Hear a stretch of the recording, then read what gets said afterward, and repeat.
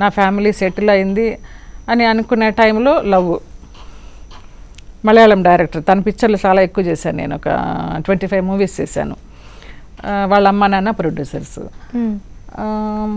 ఒక 7 years love. ఆలోచిస్తూ ఉన్నాను చేసుకుందామా వద్దా అని. మన తెలుగు వాళ్ళకి చాలామందికి పరిచయం చేశాను, ఫంక్షన్స్కి వాటికి తీసుకెళ్ళినప్పుడు వాళ్ళు ఒకటే కామెంట్ చేసేవారు, దొంగోళ్ళు పట్టేవాళ్ళ ఉన్నాడు వీడు, నిర్ణయం చూసుకుంటాడు. ఎందుకు అలాగా అంటే ప్రేమ గుడ్డిది అంటారు కదా, ఎవరి మాట వినాల నేను. మన జయకృష్ణ గారు, కృష్ణరాజు గారి మేకప్ ప్లస్ ప్రొడ్యూసర్ జయకృష్ణ గారు, చలపతిరావు గారు, వీళ్ళందరూ చాలా చెప్పి చూశారు నాకు. అలా అంతా చేసి లాస్ట్లో నేను ఆలోచిస్తూ ఉంటే, నేను విషం మింగి చచ్చిపోతాను నువ్వు పెళ్లి చేసుకోకపోతే అని లాస్ట్గా ఆ స్టేజ్కి వచ్చిందనమాట. బ్లడ్తో లెటర్స్ రాయడం, నువ్వు నన్ను పెళ్లి చేసుకుంటావా చచ్చిపోమంటావా అని.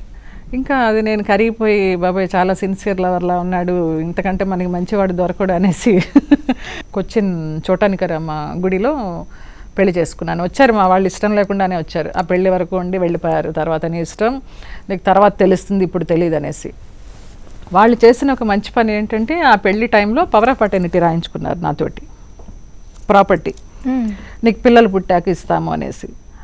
అది పెళ్ళైన ఒక 1 weekకి ఎలాగ తెలిసిందో ఆయనకి తెలిసి, నన్ను పెళ్లి చేసుకున్న ఆయనకి, నువ్వు ఆ పవర్ ఆఫ్ అటర్నిటీ క్యాన్సిల్ చేస్తావా చేయవా, నాకు తెలియకుండా ఎందుకు సైన్ చేసావు, స్లోగా అర్థమవుతూ వచ్చిందనమాట డే బై డే. ఏంటి వీళ్ళ మనస్తత్వం, డబ్బు కోసం చేసుకున్నారు అనేసి. అలాగే ఒక 3 months ఎలాగో బాగా పళ్ళ బిగుని అట్లా కాపురం చేసి, 4th month నుంచి గొడవలు స్టార్ట్ అయ్యి, ఇంకా 1 year మ్యారేజ్ డే రాకుండానే విడిపోయాం. కుదరదు నీకు నాకు అనేసి. ఇక లాస్ట్గా హెరేజ్మెంట్స్, నీకు యాసిడ్ పోసేస్తాను, చంపేస్తాను అనేసి గదిలో పెట్టేసి, తాళం వేసి, నా లగేజ్ అంతా పెట్టేసి అలా చేస్తే, నాకు చలపతిరావు గారు, గోపాలకృష్ణ గారు వాళ్ళు వచ్చి నన్ను ఆ ఇంట్లోంచి బయటికి తీసుకొచ్చారనమాట, ఆ నరకం నుంచి. లేకపోతే ఆ ఇంట్లో ఏమైపోయేదానో నాకు తెలీదు. అసలు ఇన్ని దెబ్బలు తగిలినా కూడా నాకు ఏనాడు నాకు ఆత్మహత్య చేసుకోవాలి, చచ్చిపోవాలి, ఏంటి ఈ లైఫ్ అని నాకు ఆ థాట్ రాలా నాకు.